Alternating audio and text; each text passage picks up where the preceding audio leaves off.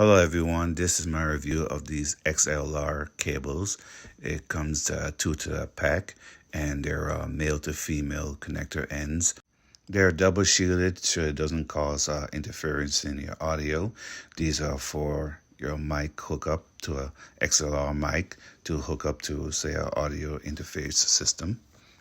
Each of these cables is 3 feet long, which I like about them, so I don't have a lot of extra cable that's laying around.